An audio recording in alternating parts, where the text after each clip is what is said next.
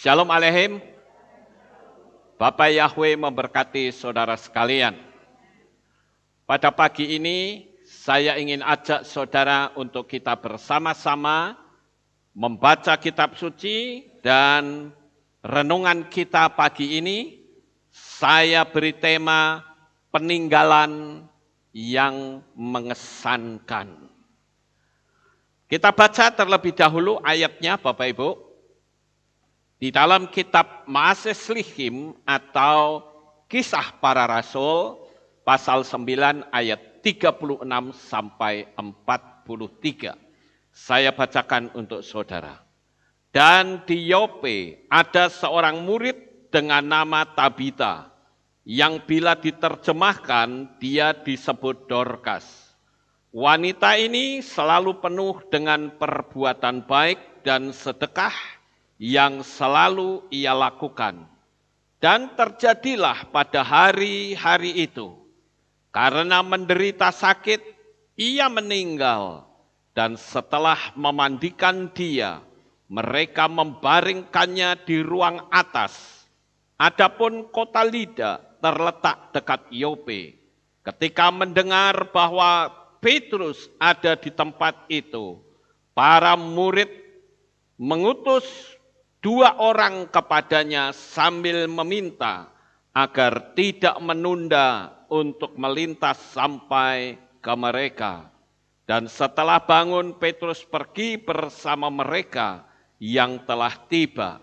Mereka membawanya ke ruang atas, dan semua janda berdiri di dekatnya sambil menangis dan memperlihatkan pakaian-pakaian dan jubah-jubah sebanyak yang Dorkas telah membuatnya ketika masih hidup bersama mereka.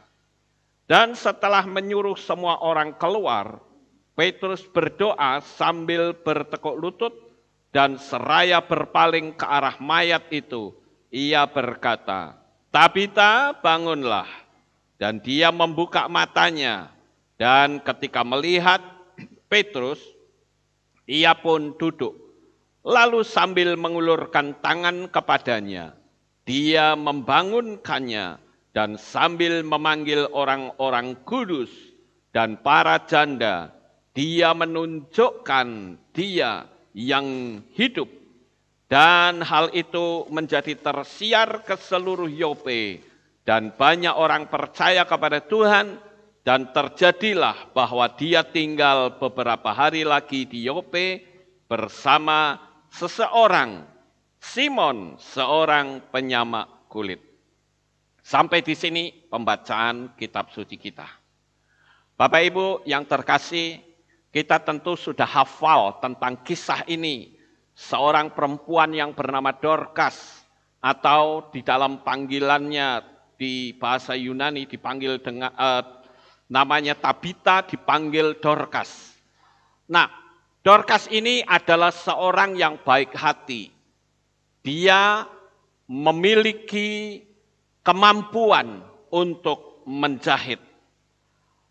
Ketika Dorkas mati, banyak janda-janda yang datang ke rumahnya dan menunjukkan hasil karya dari Dorkas ini, saudara-saudara. Apa sih yang menarik dari cerita ini, saudara-saudara?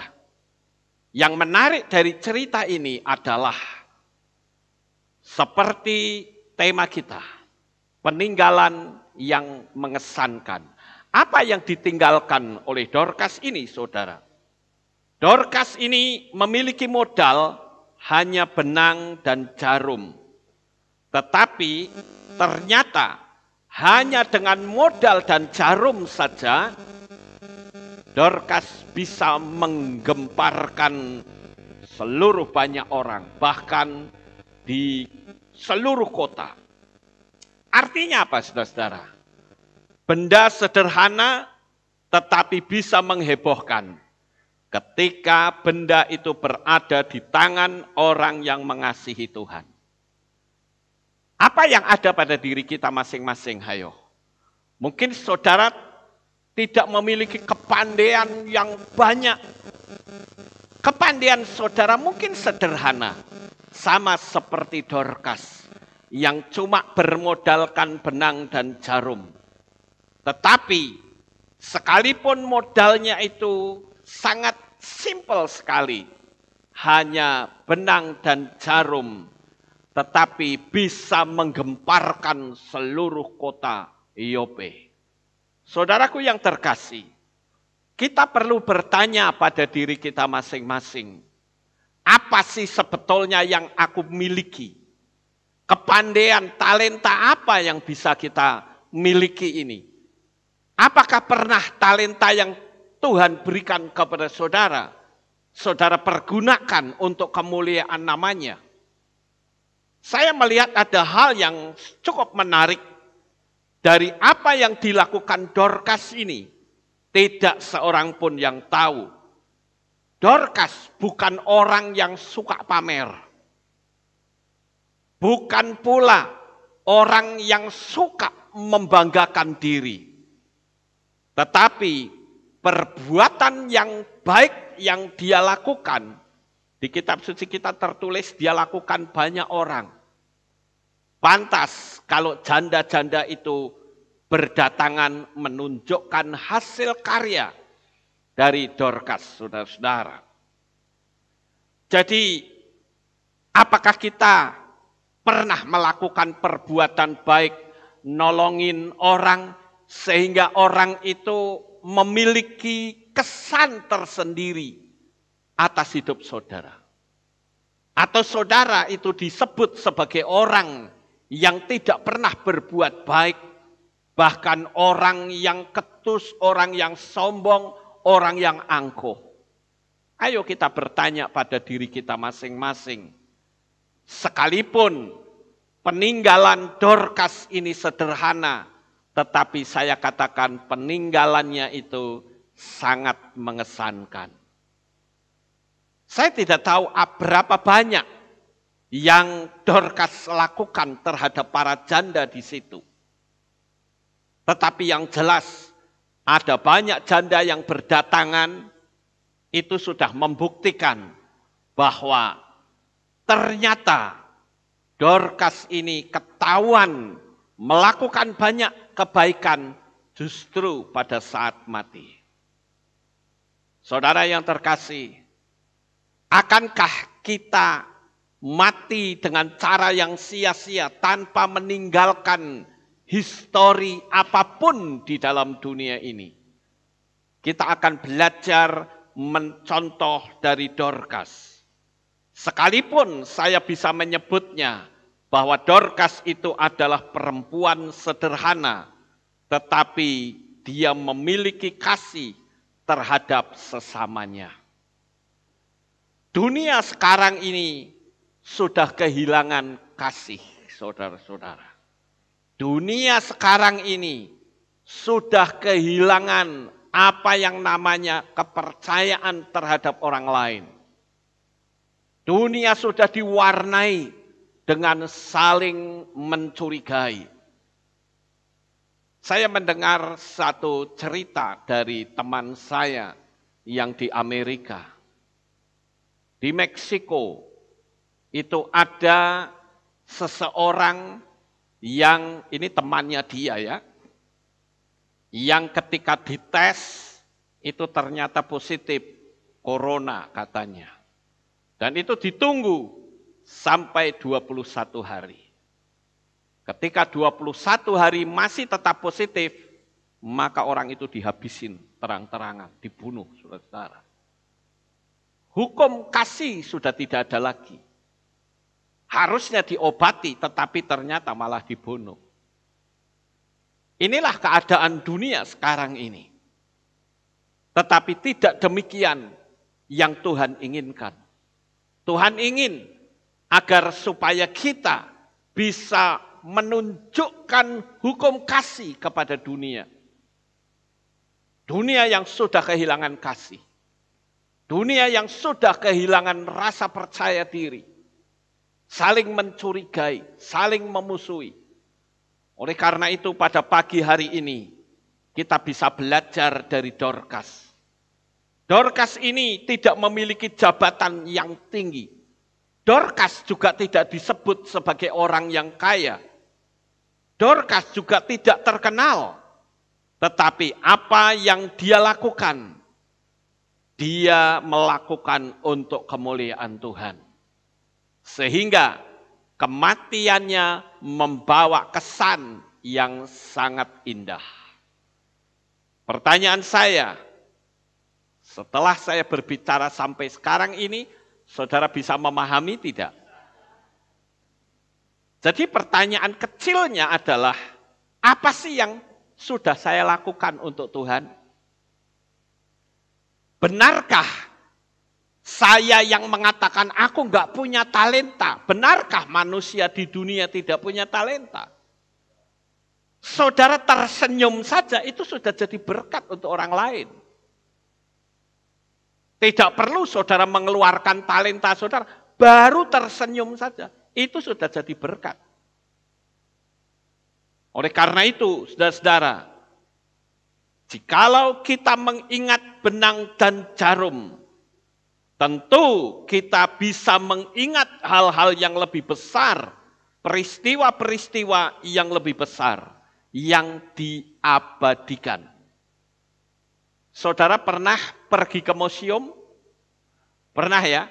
Kira-kira apa yang ada di museum, saudara-saudara?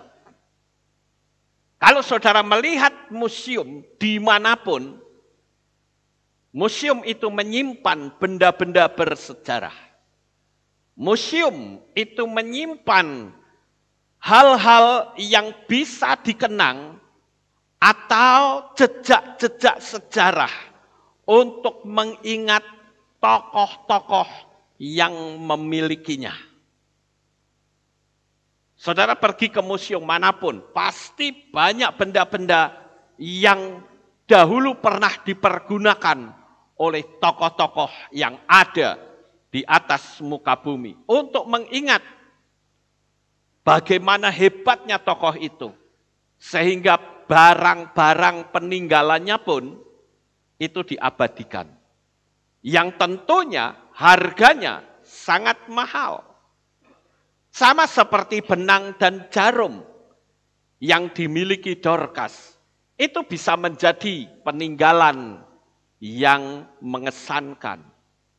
Bahkan saya yakin kalau benda itu masih bisa dimiliki, pasti sekalipun hanya sebiji jarum, harganya pasti mahal. Karena jarum itu memiliki sejarah. Jarum itu pernah dipergunakan oleh tangan seorang yang memiliki kasih di dalam dirinya. Benangnya pun, jikalau masih ada dan dimuseumkan, itu akan mahal harganya, saudara-saudara. Apapun peninggalan yang memiliki sejarah pasti memiliki nilai yang sangat besar. Amin. Nah, sekarang saya akan kembangkan lebih luas lagi firman Tuhan ini, saudara. Saya tidak akan berbicara hanya benang dan jarum milik Dorcas.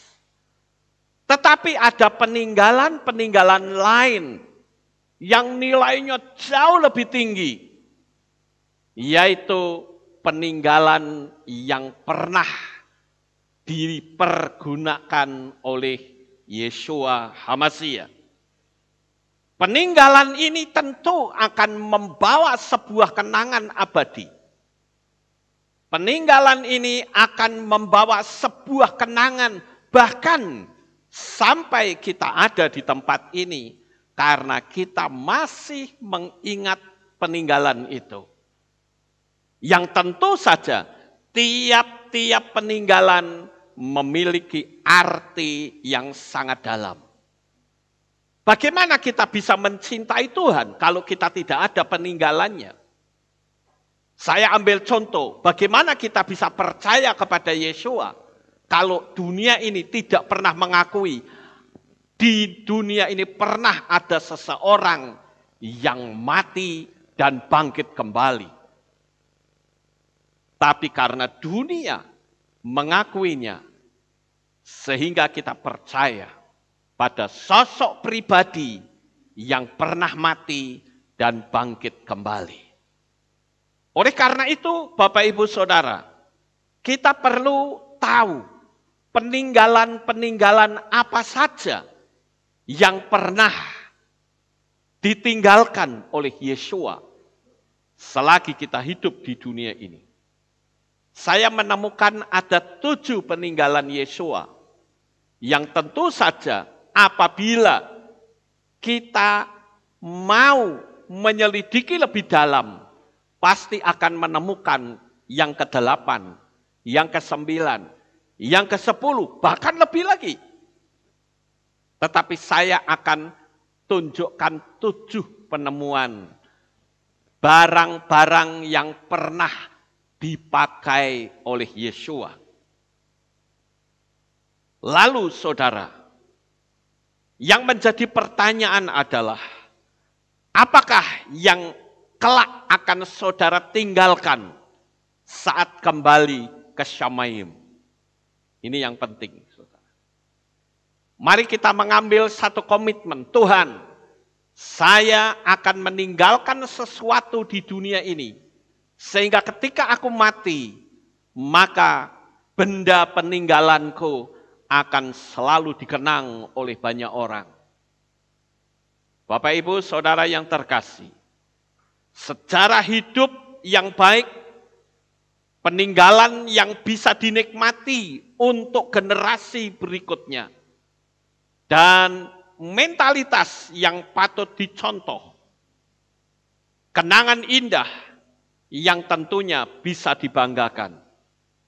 Sekarang mari kita lihat hal-hal yang pernah terjadi atas kehidupan Yesua, yang bila mana kita renungkan, kita dapat melihat hal-hal yang indah di dalam kehidupan kita sendiri.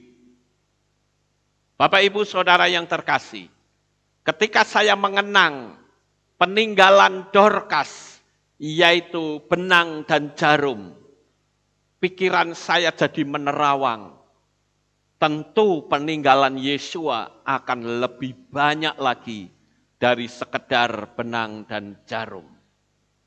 Saya tunjukkan satu persatu apa peninggalan Yesua, atau bahkan peninggalan dari orang-orang yang pernah memperlakukan Yesua dengan baik. Yang pertama adalah kayu salib. Saudara setuju enggak? Kalau kayu salib itu menjadi peninggalan abadi sampai dunia kiamat. Kayu salib itu memang hanya sebuah alat eksekusi yang sangat menyakitkan, saudara-saudara. Apa yang bisa kita lihat dari kayu salib ini? Bentuknya saja tidak menarik. Tetapi melalui salib ini pula kita diselamatkan. Salib memang bukan untuk diagungkan, tetapi untuk mengingat bagaimana seharusnya kita menderita, tetapi justru Yesualah yang menanggung penderitaan itu. Ayo kita bertanya pada diri kita masing-masing, semenderita apakah saudara datang dari rumah sampai ke bait suci ini, saudara? Coba kita bandingkan dengan penderitaan Yesua memikul salib dari tempat pengadilannya Pontius Pilatus sampai ke Bukit Golgota. Itu bukan perkara yang mudah. Kuku-kuku, kaki dan tangan Yesua dicoploki satu persatu oleh tentara Romawi. Dan saat Yesua jalan terseok-seok, datang sampai ke Bukit Golgota. Walaupun kita tahu ada seorang yang membantu Yesua. Pada saat Yesua sudah hampir tidak kuat, maka ada seorang yang membantu. Saudara masih ingat siapa itu? Simon dari Kirene. Saudara tahu tidak bagaimana beratnya Simon memikul salib? Kalau kita berbicara salib pun saya jadi ingat. Simon memikul salib yang berat. Tetapi yang disalib siapa? Yesua. Kita pun begitu saudara. Kita memikul salib kita masing-masing. Tetapi Yesua sudah menanggung salib saudara. Yesua sudah mati untuk saudara. Akankah begitu berat saudara datang dari rumah sampai ke tempat ini? Buat sebuah pertanyaan. Betulkah aku sudah berkorban untuk Yesua yang mati di atas kayu salib? Yang rela berjalan terseok-seok dengan kaki yang perih karena terkena debu dan beban yang berat yang Yesua lakukan untuk saudara dan untuk saya. Akankah saudara merasa keberatan untuk beribadah di tempat ini? Ayo buat sebuah pertanyaan, saudara. Lalu dibuat sebuah perbandingan. Yesua rela mati untuk saudara dan saya, untuk kita semua. Tetapi kalau sampai kita datang beribadah untuk memuliakan Yesua, itu sangat berat. Saya rasa perbandingan kasih saudara dengan Yesua terlalu jomplang jauh. Ayo kita perbandingkan saudara. Sekali lagi salib bukan untuk diagungkan. Dan kita tahu bahwa melalui salib kita dapat mengagumi akan kasih Bapa Yahweh pada kita. Kasih yang sangat sempurna. Saya kalau berbicara tentang salib, saya jadi ingat sebuah cerita. Ada seorang yang kaya raya. Dan pada saat itu dia sedang berada di sebuah taman di belakang rumahnya yang sangat indah. Di situ ada kolam renang.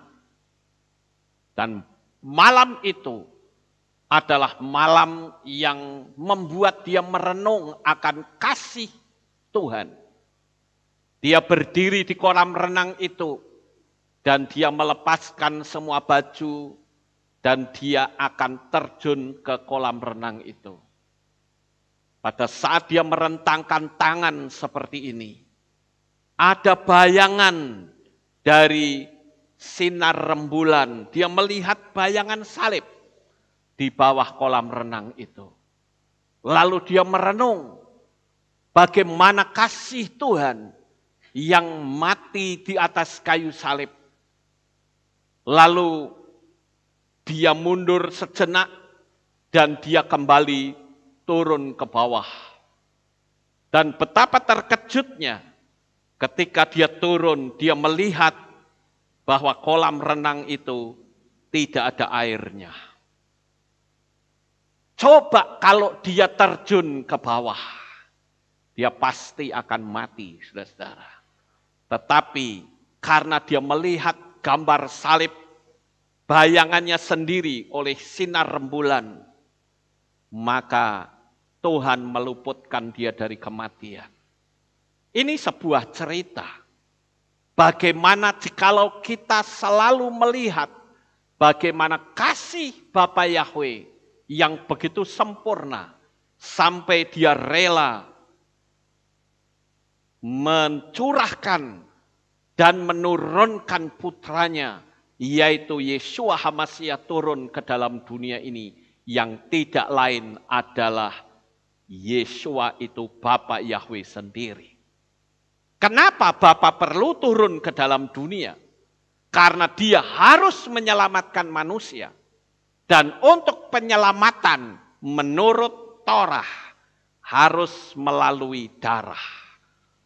Darah siapa yang bisa menyempurnakan keselamatan itu?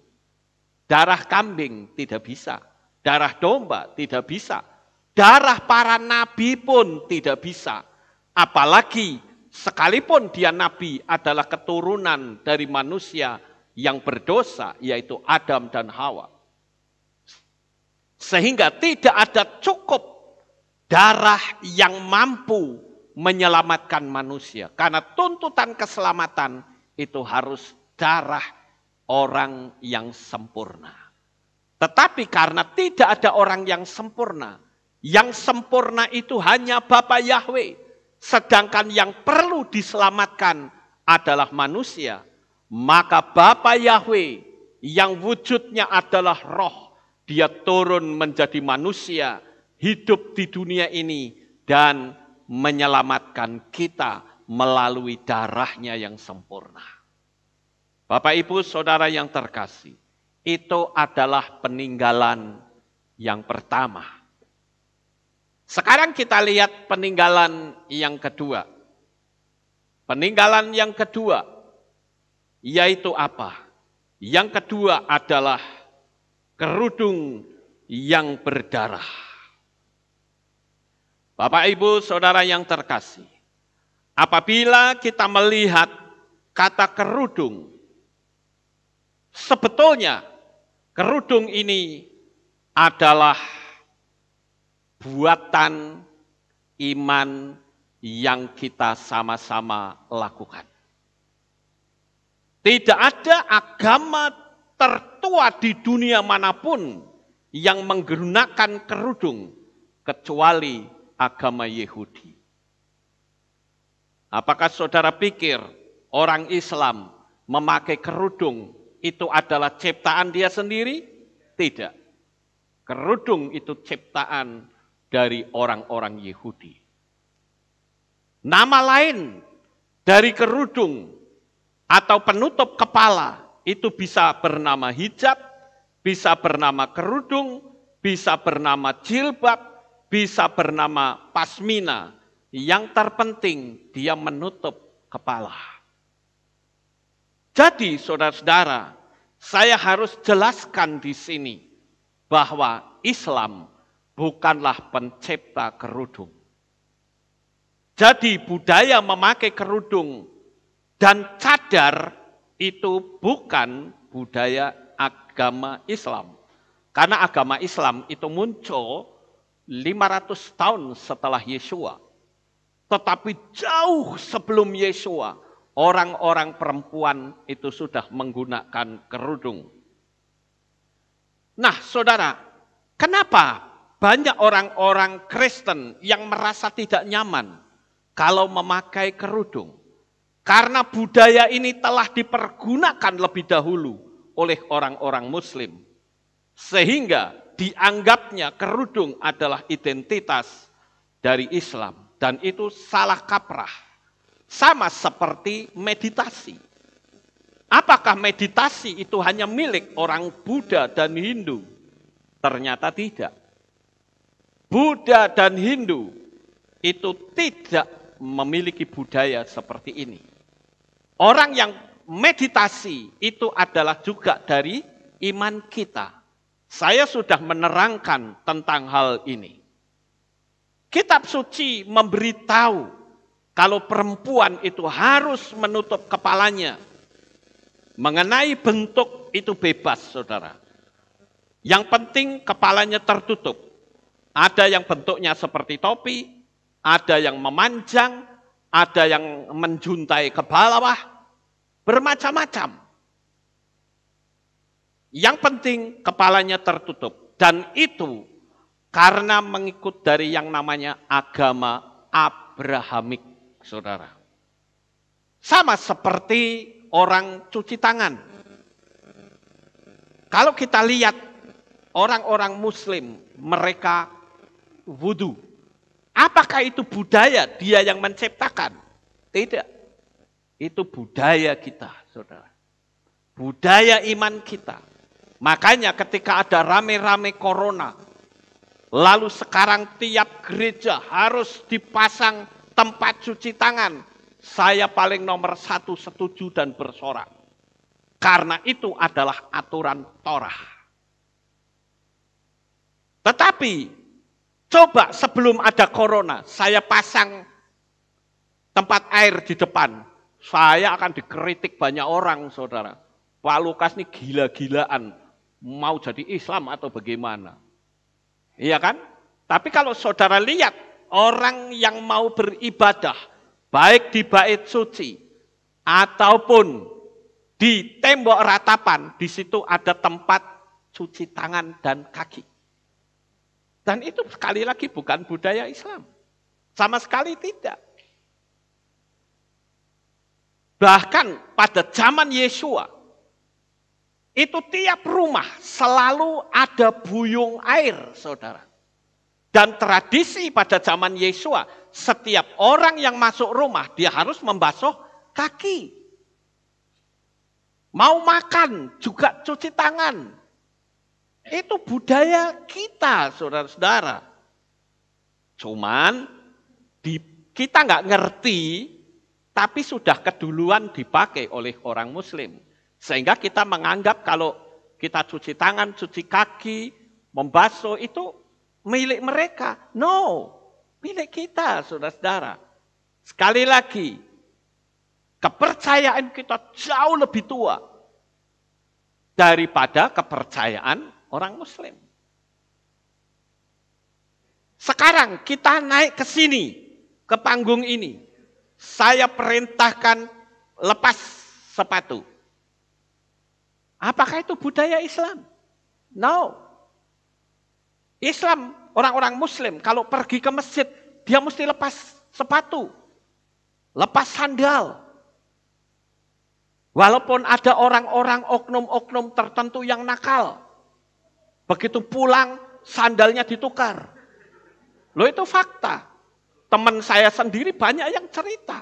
Saya punya sandal bagus, pulangnya ketukar sama orang lain. Jadi sandal butut, saudara-saudara. Oknum-oknum nakal itu banyak. Pertanyaannya, apakah lepas kaki itu budaya Islam? No, budaya kita, saudara.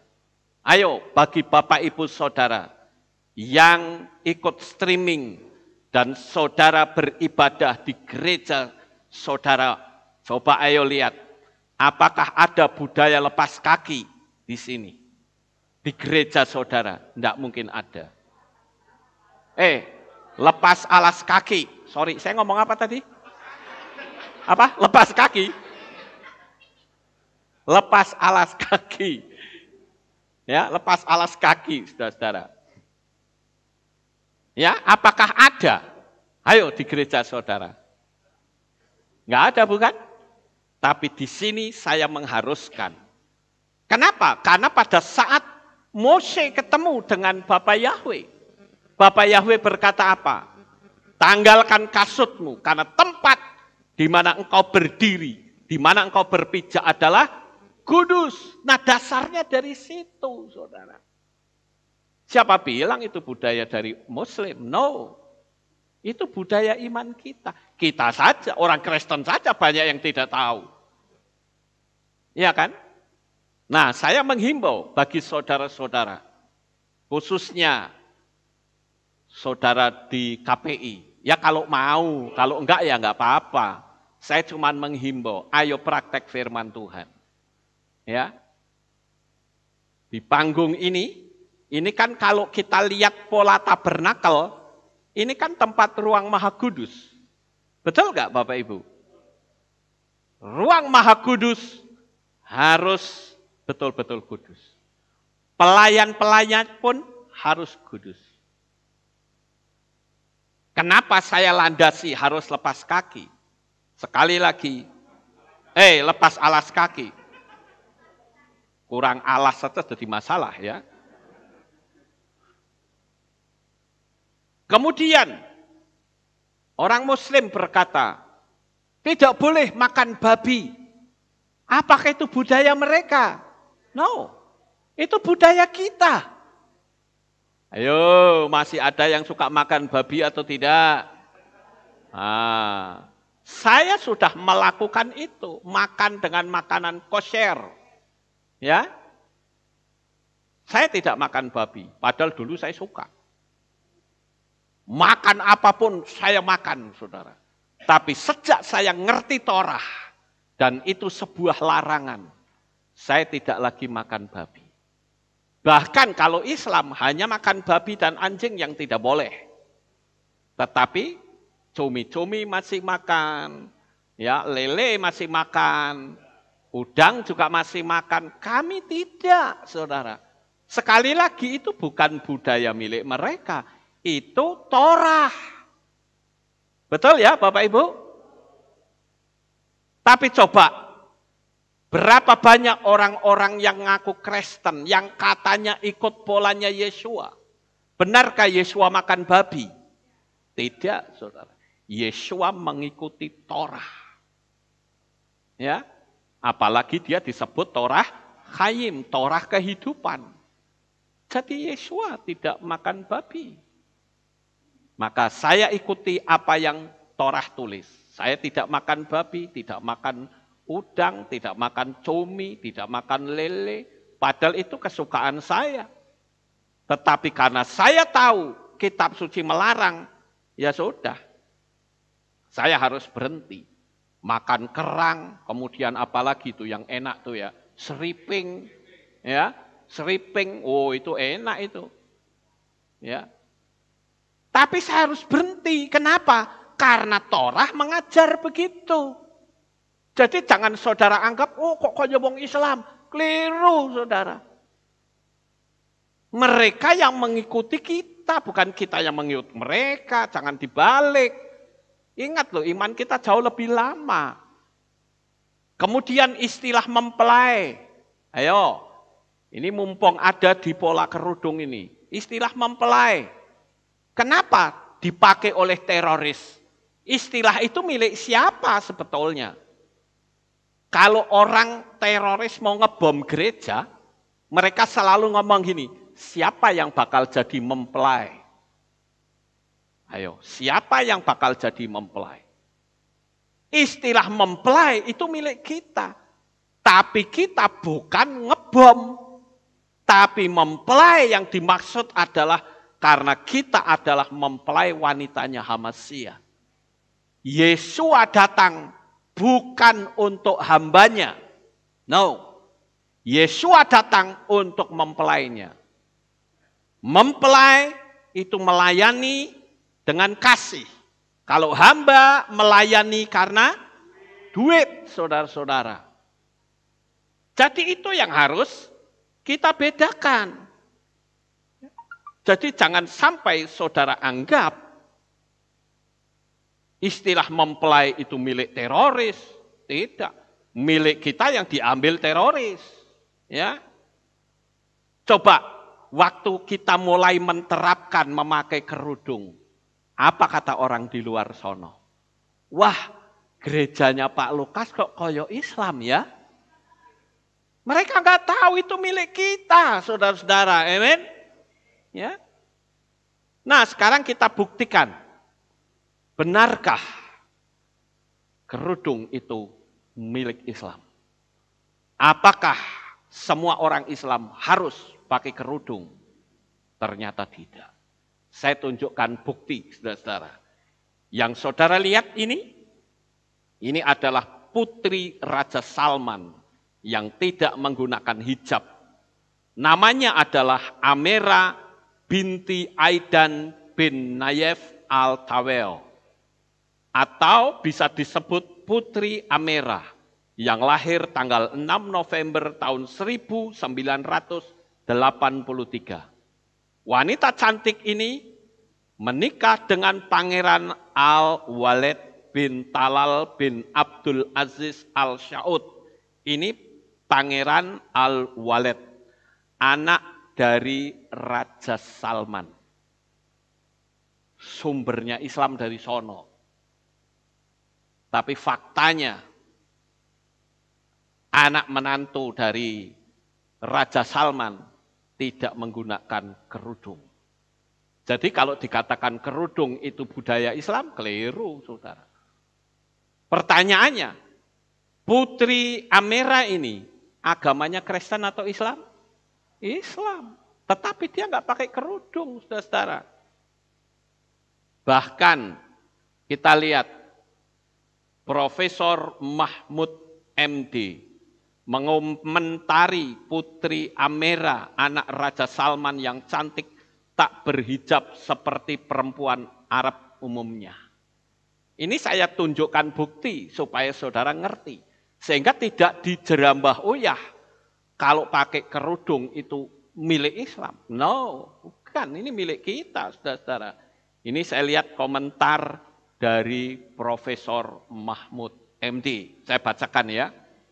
Pesona kecantikan putri cantik asal Arab Saudi, Amera Al-Tawel, sepertinya menggoda seorang Mahmud MD untuk berkicau tentangnya di Twitter. Fakta bahwa Putri Amera tidak menggunakan hijab yang dikicaukan mantan Mahkamah Konstitusi ini memang berbeda dengan wanita-wanita Arab Saudi pada umumnya. Para wanita wajib untuk mengenakan hijab, namun Putri Amera memilih untuk tidak mengenakan hijab. Dalam sebuah tulisan oleh Asma Ajrodi dari Al Arabiya News di sebuah acara bertempat Abu Dhabi pada 19 November 2014 lalu, terlihat sosok Al-Tawel menjadi narasumber di acara tersebut tanpa mengenakan hijab. Ini Putri Amera, anaknya Raja Salman, tidak pakai hijab. Kok tidak dipersoalkan? Kalau di sini dikafir-kafirkan loh. Ini kata Pak Mahfud MD. Sekarang kita buktikan, benarkah di acara resmi Putri Amera ini tidak menggunakan hijab? Nah, saudara lihat di situ, ya, Putri Raja Salman atau Amera tak berhijab. Penampilan berbeda ditunjukkan salah satu keluarga Raja Arab Saudi, yakni seorang putri raja bernama Putri Amera binti Aidan binti Nayef Al-Tawel.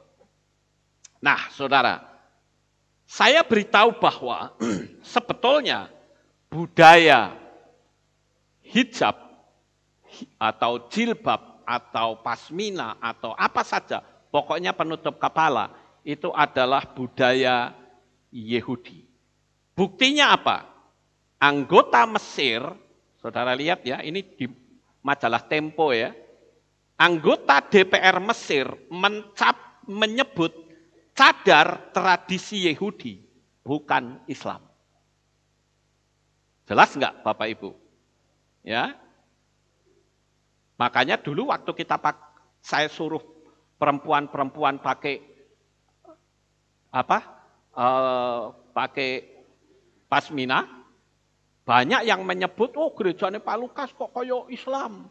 Loh saya ikuti firman Tuhan. Loh apa salahnya saudara-saudara? Rasul Paulus pun mengajarkan begitu. Ya. Ini saudara lihat anggota DPR Mesir, sekarang di Mesir dilarang memakai cadar.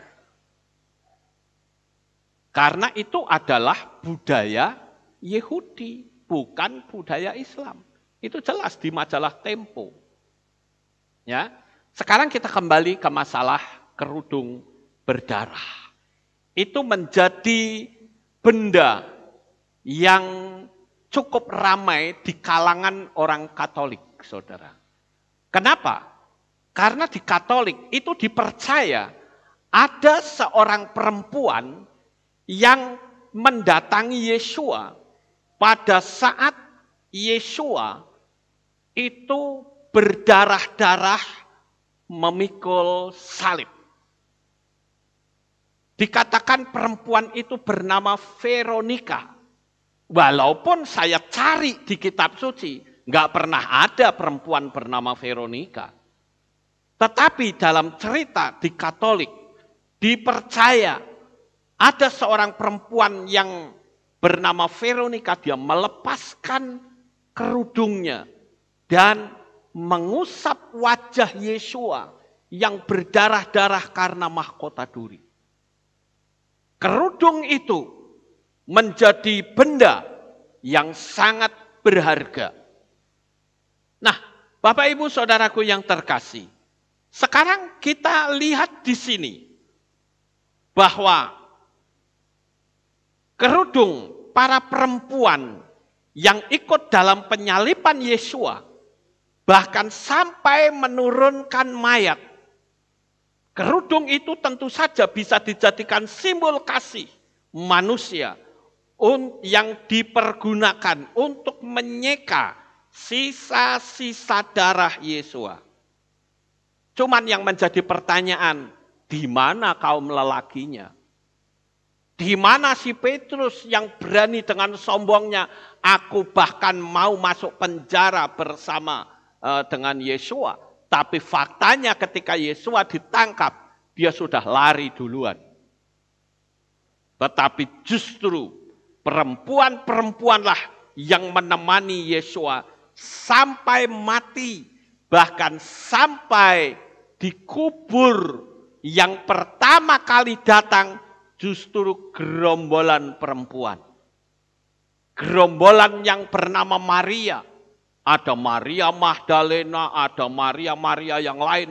Rombongan Maria berdatangan ke kubur Yesua.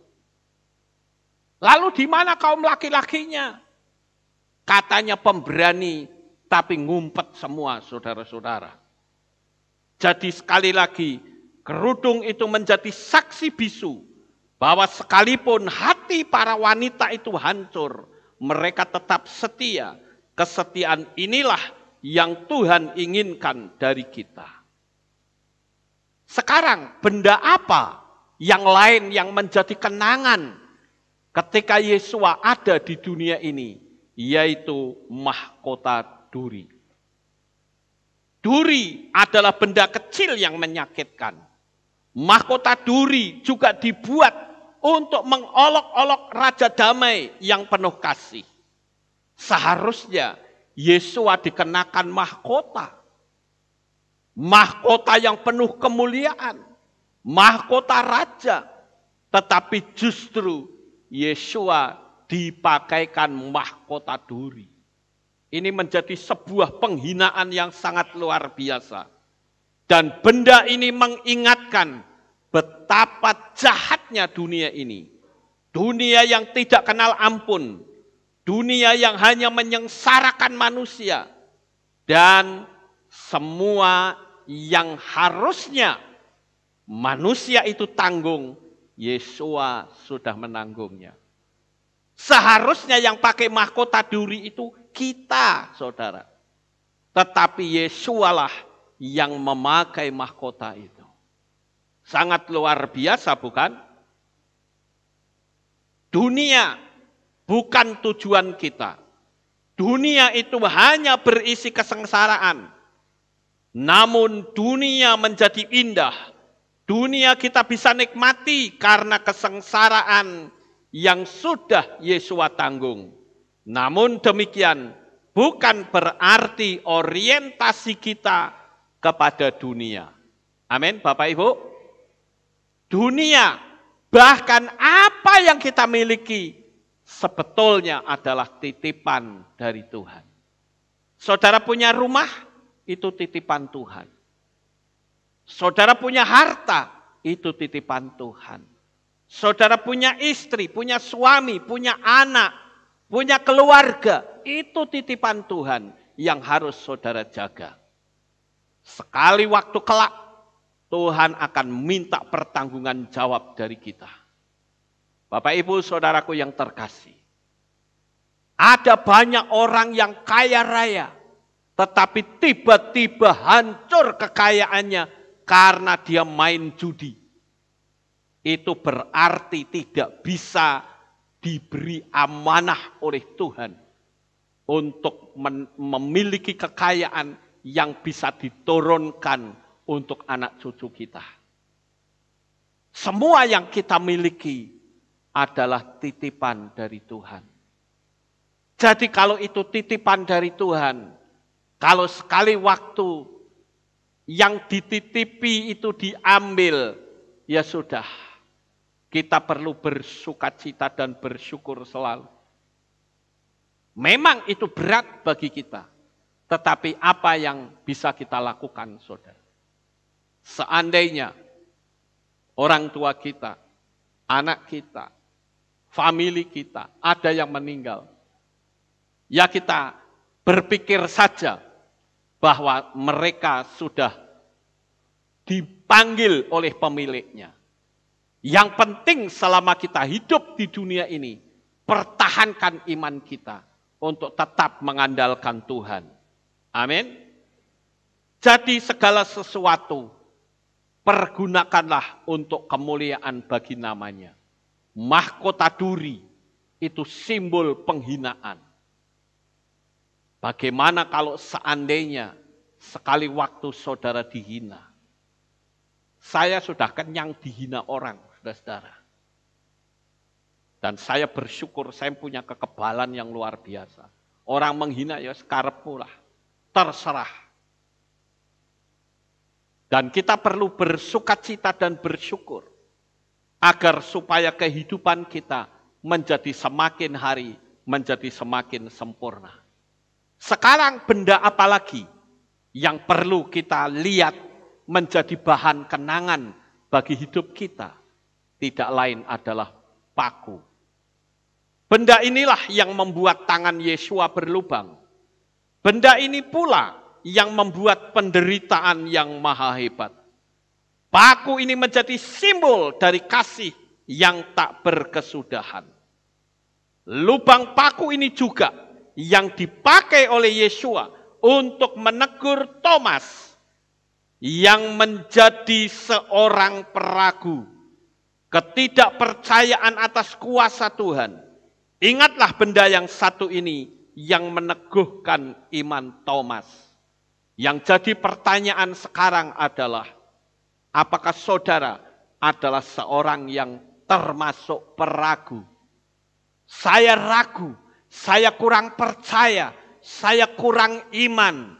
Saudara ingat paku yang pernah melubangi tangan Yesua. Makanya ketika Yesua bangkit, murid-murid yang lain menceritakan kepada kepada Thomas. Maka Thomas berkata, aku sekali-kali tidak akan percaya sebelum aku mencucukkan jariku di tangannya dan di lambungnya. Bapak Ibu Saudara yang terkasih, yang ternyata Thomas itu ragu-ragu. Thomas tidak percaya akan kebangkitan Yesua. Yesua menampakkan diri dengan tubuh kemuliaan dan Yesua berkata, Thomas, lihat tanganku yang berlubang. Cucukkan jarimu di tanganku dan cucukkan jarimu di lambungku. Dan jangan engkau tidak percaya lagi. Berapa banyak di antara kita yang memiliki kehidupan seperti Thomas, ragu, tidak percaya akan kasih dari Bapa Yahweh. Bapak Ibu Saudara yang terkasih, standar iman kita di dalam kita mengikut Tuhan adalah percaya penuh bahwa kekuasaan Tuhan itu sangat luar biasa. Sekarang kita melihat yang lain, benda apa yang bisa jadi kenangan dalam kehidupan kita. Tidak lain adalah jubah Yesua yang terkoyak. Saya yakin benda-benda itu ya saudara, kalau zaman sekarang masih ada, itu harganya bisa triliunan saudara. Karena itu memiliki sejarah yang luar biasa. Nah sekarang kita ingat, jubah Yesua yang terkoyak. Di dalam kitab suci diceritakan, ketika Yesua disalib, jubahnya jadi rebutan tentara Romawi. Sehingga harus melempar dadu di atas jubah Yesua. Sehingga jubah itu direbut sana, rebut sini, sampai terkoyak. Bapak Ibu Saudara yang terkasih, jika kita ingat hal ini, menjadi gambaran bagaimana pekerjaan Tuhan sering terkoyak-koyak hanya karena beda pendapat. Akankah kita izinkan jubah Yesua, Tuhan kita, terkoyak-koyak lagi dengan sikap hidup kita yang tidak mudah berdamai? Kehidupan kita yang mudah tersinggung, kehidupan kita yang gampang mencerai-beraikan. Saudaraku yang terkasih, ingatlah bahwa jubah Yesua itu sudah terkoyak ke sana kemari. Oleh karena itu, kita harus belajar. Jangan sampai ada yang terkoyak lagi. Rumah tangga terkoyak, itu adalah keinginan setan. Kehilat bisa terkoyak, bahkan persahabatan bisa terkoyak. Manusia itu sangat sulit mengampuni. Kalau tidak suka, memamerkannya kepada dunia dengan mulut nyinyirnya. Dan dunia setan akan bersorak-sorak karena hal inilah yang setan maui, saudara-saudara. Ingatlah bahwa kedatangan Tuhan sudah sangat dekat. Tuhan ingin kita bersatu di dalam berdoa bersama dan menyembahnya. Saya mendengar bahwa saat ini doa pagi sudah ada 40 orang. Ayo kita tambahi lagi, saudara. Saya mulai hari Senin besok, saya akan ikut bersama dengan jemaat. Saya ingin saudara yang lain yang belum ikut, ayo kita ikut doa pagi. Keinginan dari kekasih kita, Kohpowa, yang saat ini sudah ada di Sidoarjo. Keinginannya adalah seluruh jemaat bisa ikut doa pagi. Dan dia pun sudah mendengar kalau doa pagi kita sudah semakin bertambah banyak. Sekarang sekitar 40-an orang. Tambahkan lagi, saudara-saudara. Amin. Apalagi kita sudah berada dalam masa-masa penantian kedatangan Yesua untuk yang kedua kalinya. Kita harus memperakrab, mempererat hubungan kita kepada Tuhan. Memang saya punya jam-jam doa tersendiri, tetapi saya ingin ayo kita kembali bersama-sama pakai pola lama. Pernahkah saudara merenung, bagaimana kalau hatimu masih diwarnai dengan kedengkian?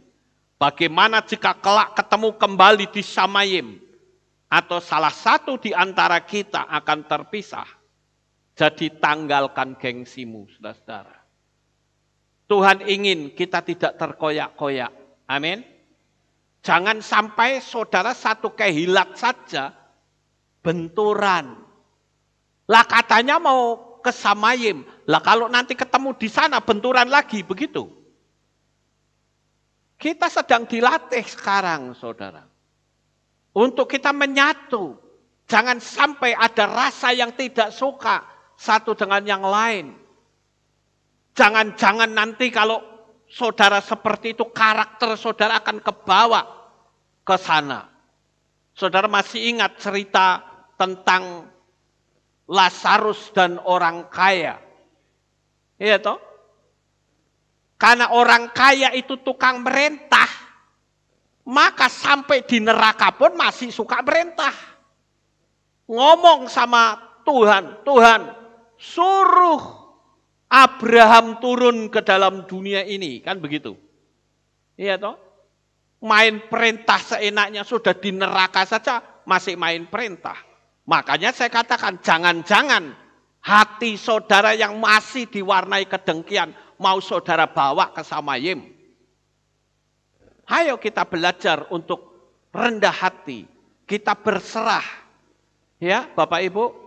Agar supaya hidup kita menjadi semakin berkenan di hadapan Tuhan. Kita lanjut.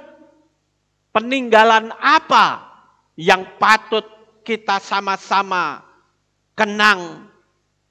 Tidak lain adalah cawan perjamuan malam terakhir. Sekali lagi, benda-benda tadi, kalau saja ada di zaman sekarang, wah itu kalau masuk di museum, wah itu dijaga ketat, saudara. Harganya pun sudah bukan miliar, sudah triliunan, saudara-saudara. Karena memiliki nilai sejarah yang tinggi. Siapa kira-kira yang menyimpan cawan ini? Cawan yang pernah dipegang Yesua. Yang saat itu Yesua berkata, cawan ini adalah perjanjian baru yang dimeterai oleh darahku. Ingatlah akan daku. Ketika engkau minum cawan ini, engkau memberitakan kematian Tuhan. Yang jadi pertanyaan, benarkah saudara memberitakan kematian Tuhan? Benarkah saudara juga memberitakan kebangkitan Tuhan? Benarkah saudara memberitakan kasih-Nya Tuhan? Atau yang diberitakan kejelekan orang? Atau yang diberitakan nyinyir-nyinyir saja? Nyinyir itu di bahasa Jawanya apa, saudara? Lambe turah. Tahu lambe turah, saudara? Lambene koken, kebanyakan bibir. Ya, itu lambe turah namanya. Lambe turah itu lambe sing tukang nyinyir. Ya, nggak suka nyinyir, di FB nyinyir. Kalau saudara lihat orang-orang yang nyinyir, saudara langsung bisa ngecap, oh iki lambe turah. Ya, atau disebut dalam bahasa Indonesianya apa? Mulut ember. Ya, mulut ember itu mulutnya lebar, saudara. Ya, itu mesti jahit itu bibirnya supaya enggak jadi tukang nyinyir. Saya berharap jemaat Kehilat Alive Tau dan semua subscriber video saya tidak ada yang bermulut nyinyir. Diberkatilah saudara. Kita lihat yang berikutnya, saudara. Di sini ada pesan khusus untuk memberitakan keselamatan kepada siapapun. Ingat, Yesua berkata, ketika engkau minum cawan ini, kamu memberitakan kematian. Dan sekarang dia sudah bangkit. Berarti kita juga memberitakan kebangkitan Yesua sebagai kemenangan iman kita. Tanpa kebangkitan, engkau bukanlah orang yang diselamatkan.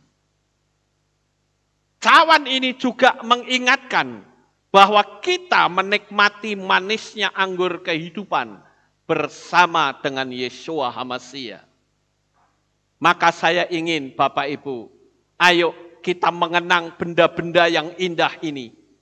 Dari mulai benang dan jarum sampai benda-benda yang dipakai oleh Yesua dan orang yang memperlakukan Yesua. Seperti yang tadi saya sebut, Veronica yang katanya, sekalipun itu tidak ada di dalam kitab suci kita, tetapi dipercaya oleh orang-orang Katolik. Saya juga percaya bahwa ada murid Yesua yang melepaskan kerudung dan menghapus darah Yesua, saking cintanya. Coba kalau saudara cinta kepada istri atau suami saudara, pas suaminya keringetan, saudara mau menyeka pakai tisu? Atau malah saudara membiarkan begitu saja? Kalau saudara kasih, saudara pasti akan menyekanya. Nah, Bapak Ibu yang terkasih, kenapa begitu mudah orang menyangkal dia? Hanya karena belajar kepada orang Yahudi. Padahal dunia saja mengakui akan datangnya Bapa Yahweh ke dalam dunia ini dalam wujud manusia. Ingat Bapak Ibu, kalau kita melihat cawan, kita tentu ingat darah Yesua yang pasti melindungi kita dari serangan kuasa kegelapan. Yang mampu memproteksi hidup kita dari serangan kuasa-kuasa kegelapan tidak lain adalah darah Yesua HaMasiah. Amin, Bapak Ibu. Ya, darah Dia saja yang bisa melindungi kita. Kalau tidak, saudara disantet orang tembus. Tapi dengan kuasa darah Yesua, serangan santet sebesar apapun tidak akan tembus kepada kita.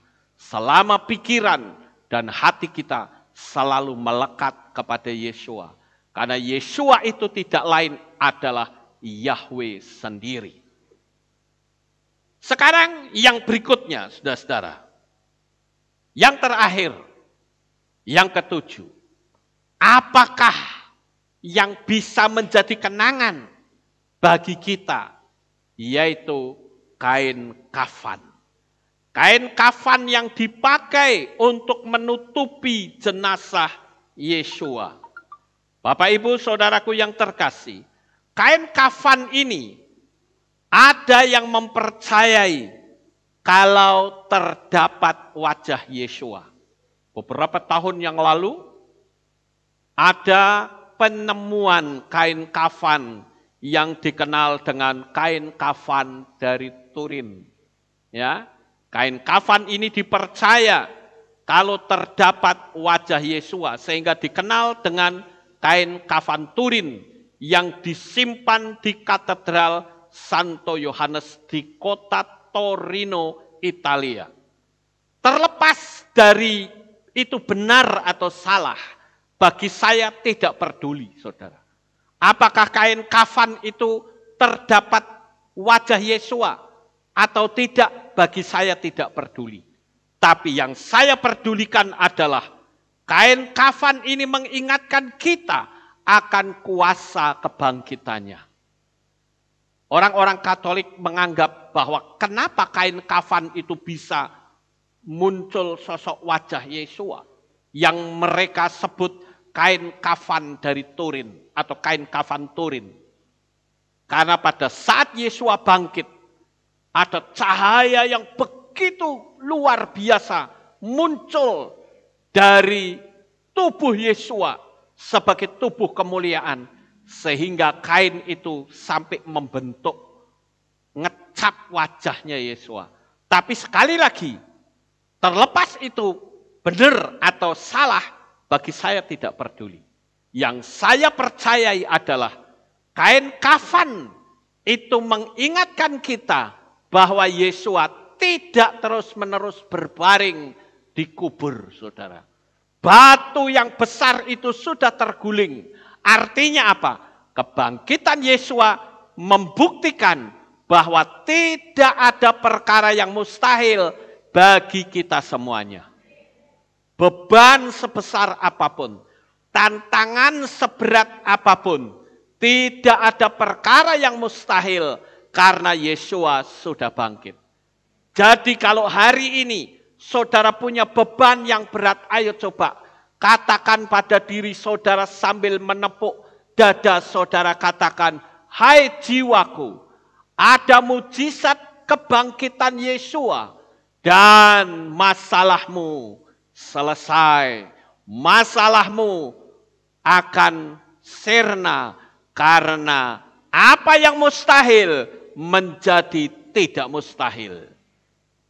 Siapa yang bisa menggulingkan batu kubur yang beratnya puluhan ton? Bahkan batu kubur itu disegel lagi. Bukan cuma disegel, dijaga tentara Romawi. Siapa yang bisa menggulingkan? Tidak ada satu tangan manusia. Semakin kubur itu dijaga dan disegel, semakin nampak jelas kedahsyatan Tuhan kita. Kalau cuman kuburnya nggak disegel, tidak dijaga tentara, orang bisa saja mengatakan, wah itu kan ditarik sama murid-muridnya, bisa saja. Tapi sekarang kubur itu disegel. Berani motong segel urusannya pemerintah Romawi. Nggak usah jauh-jauh lah. Kalau saudara punya kilowatt jam, di depan itu kan ada segel listrik. Potong, saudara akan berurusan dengan PLN. Nah ini kubur disegel Bapak Ibu. Dijaga sisan. Belum lagi batunya besar. Sopo sing gulingke? Iya kalau tempatnya lurus seperti ini, digelundung ke bisa. Itu tempatnya banyak lubang-lubang, nggak bisa ditarik sedemikian rupa. Tetapi kuasa kebangkitan Yesua membuat segala yang mustahil menjadi tidak mustahil.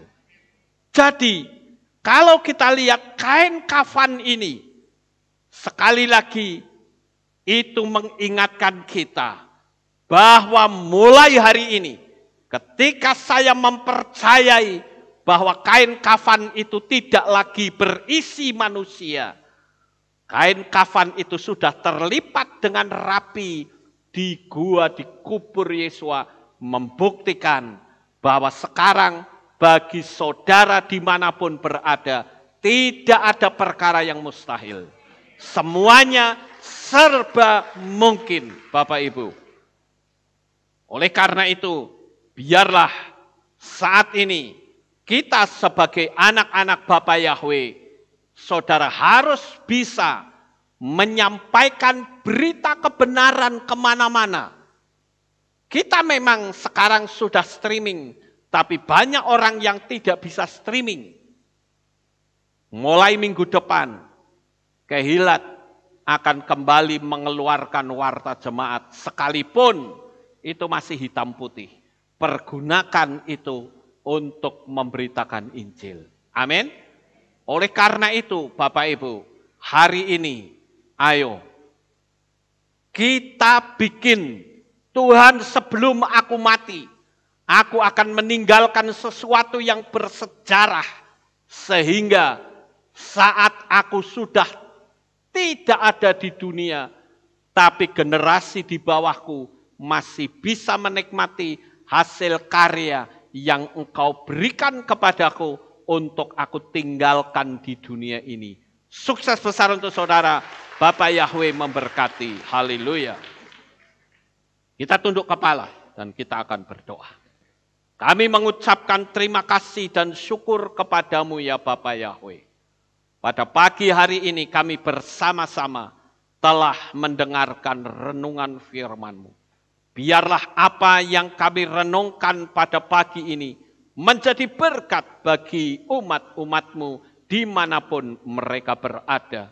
Bapa Yahweh senantiasa menopang kehidupan mereka. Biarlah kami bisa meninggalkan sesuatu yang berharga di muka bumi ini. Minimal kehidupanku yang menjadi berkat bagi banyak orang. Terima kasih ya Tuhan. Meteraikan firman ini di dalam hati anak-anak-Mu semuanya. Inilah doa syukur yang kami naikkan di dalam nama Adonai Yeshua HaMashiach. Kami sudah berdoa dan mengucap syukur. Yang percaya semua katakan dengan iman. Amin. Haleluya. Pagi ini tidak ada pengumuman, saudara-saudara. Kita akan akhiri ibadah kita. Saya mengundang jemaat Tuhan kita bangkit berdiri. Kita tutup di dalam doa. Terima kasih Bapak Yahweh. Selesai sudah ibadah kami dari awal pertengahan sampai pada akhirnya. Sebentar lagi anak-anak-Mu akan kembali pulang ke rumah mereka masing-masing. Tuhan jaga lindungi peliharakan mereka sampai di rumah dengan selamat. Pertemukan kembali pada jam-jam ibadah mendatang di dalam ikatan tali kasih-Mu. Terima kasih ya Tuhan. Inilah doa syukur yang kami naikkan di dalam nama Adonai Yeshua HaMashiach. Kami sudah berdoa dan mengucap syukur. Mari kita angkat tangan kita dan kita akan menerima berkat Kohanim. Haleluya. Yevarechecha Yahweh wa yishmereka.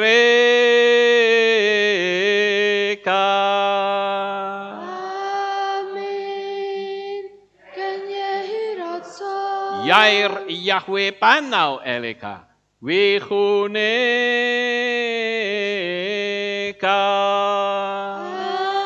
Amin. Kelirasa. Yesa Yahweh panau eleka, wa yashem lecha shalom.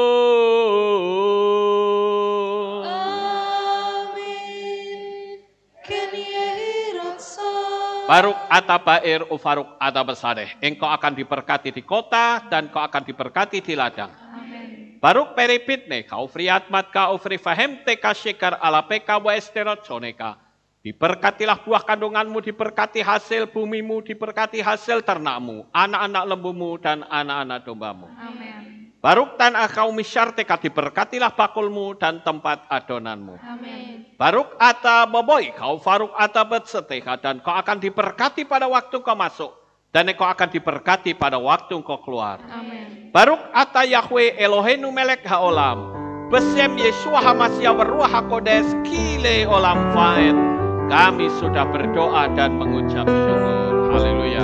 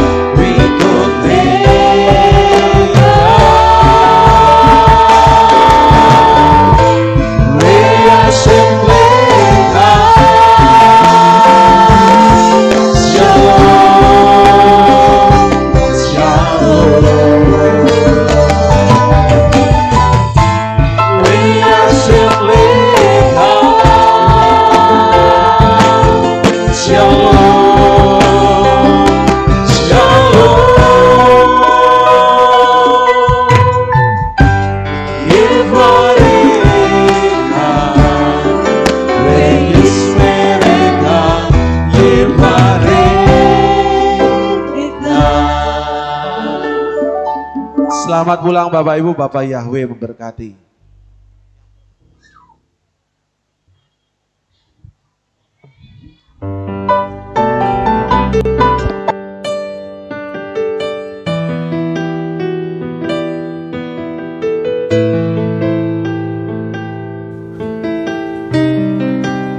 Segala pujian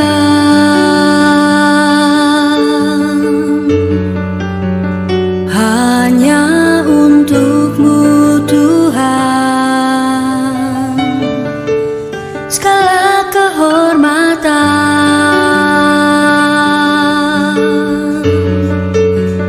juga punya-Mu Tuhan.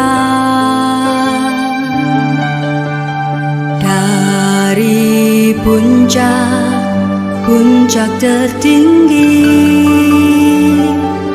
sampai lembah terlandai,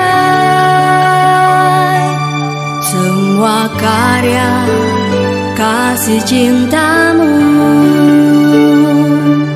sujud menyembah Sang Maha Pencipta.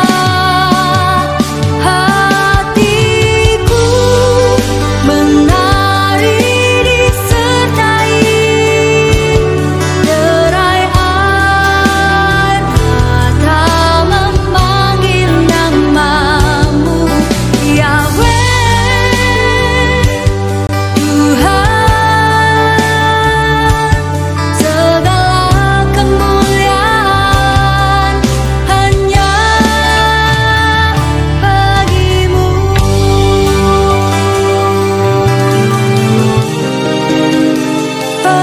Engkaulah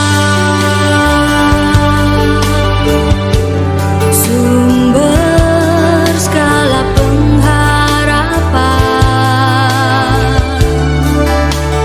mendengar, memulihkan hati yang luluh, menyembuhkan juga menghibur. Engkau lara menjadi bahagia.